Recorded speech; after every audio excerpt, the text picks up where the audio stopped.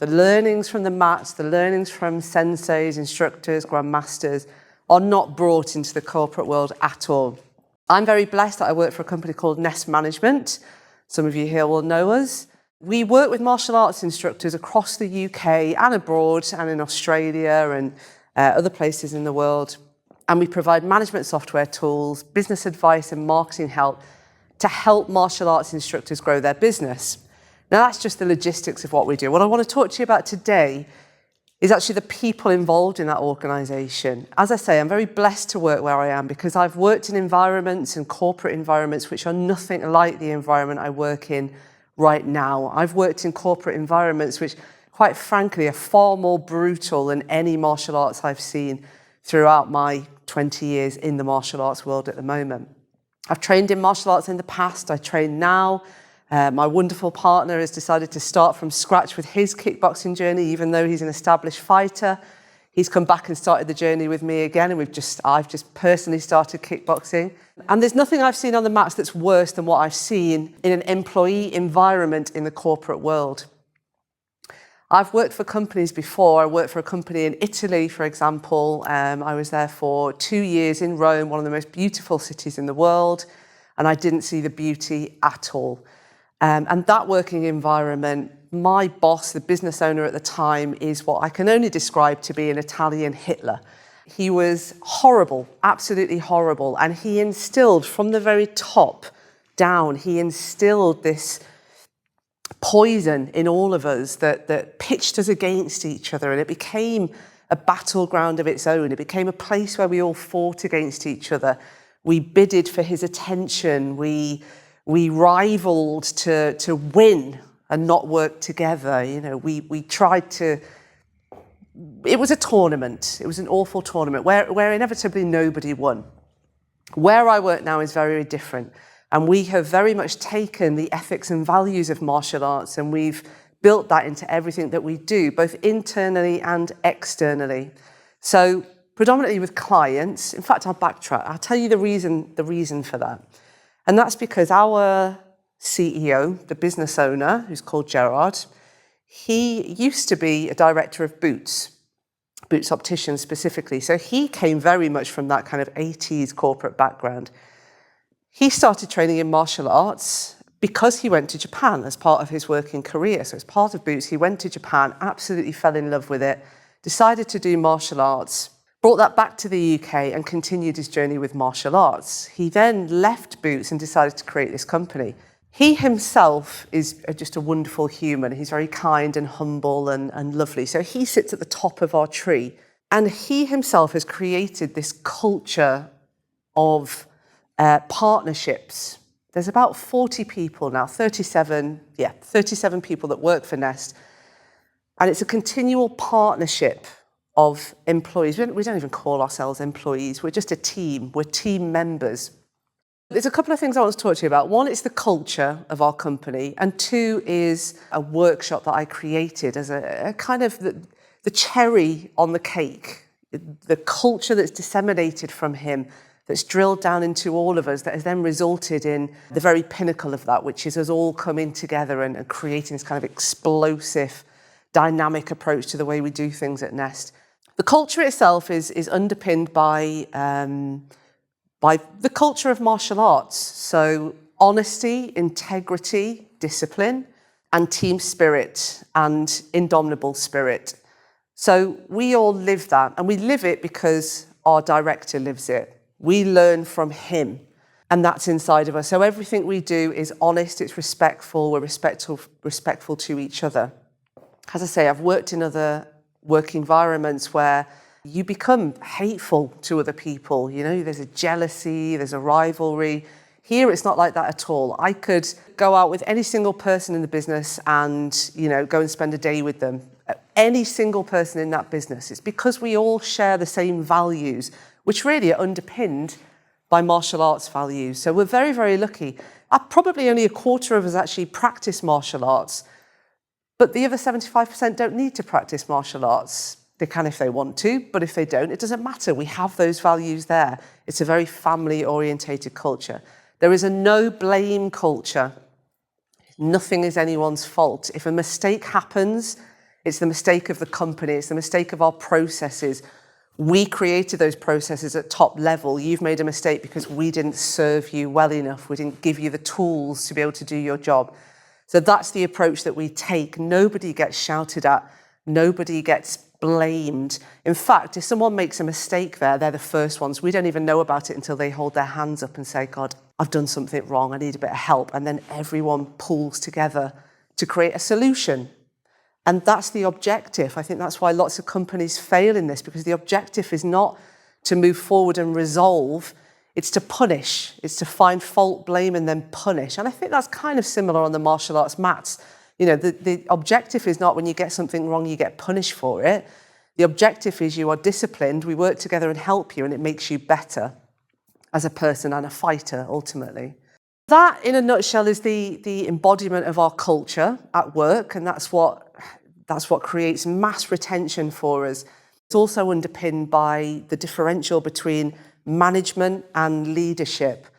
And I only really understood the terminology of this having gone back to university and done an MBA, but actually I realised it was there the whole time, that Gerard, our director, he was always the leader that we needed, the leader that's created the culture we have, not the manager that tells and instructs and that you obediently follow. He's the leader that serves you.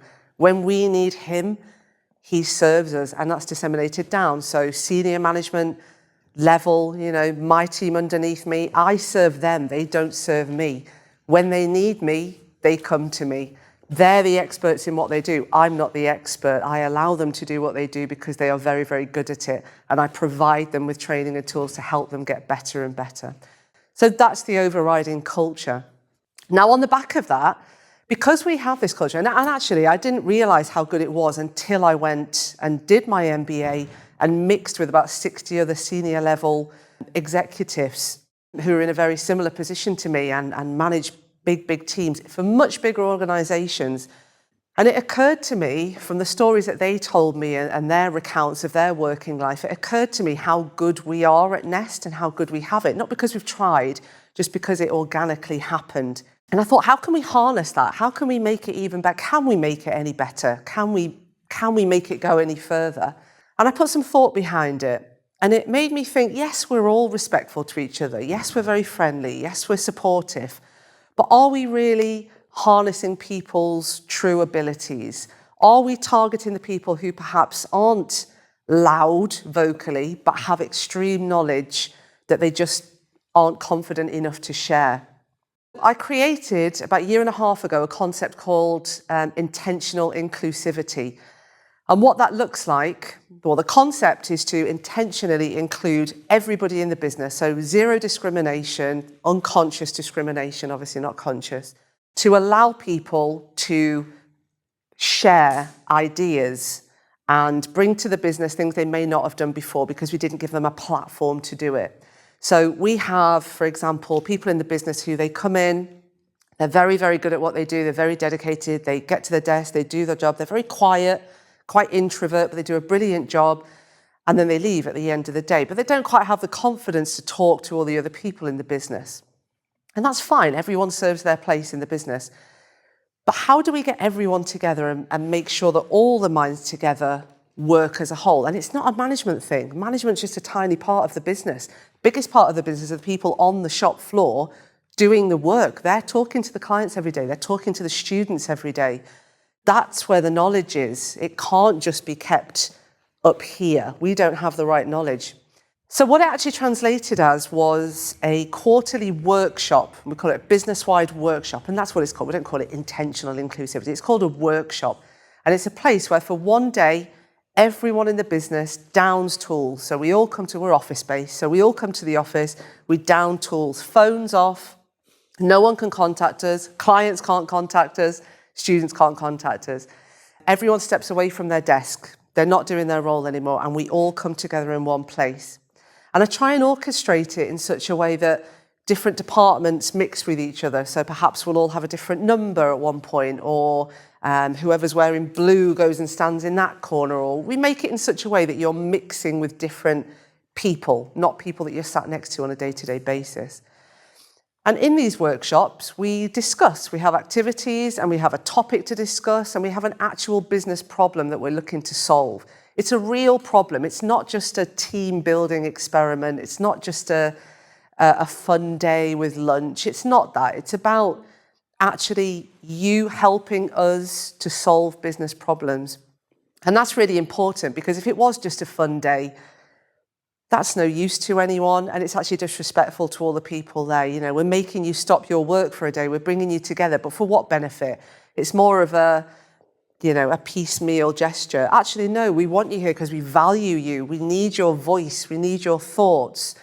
We need what you have, and we need you all to work together to draw that out of you and to then culminate it at the end of the day into an actual action list. And that's what we do. So at the end of it, we have a topic. So for example, embedding our mission, vision and values into our day-to-day activity.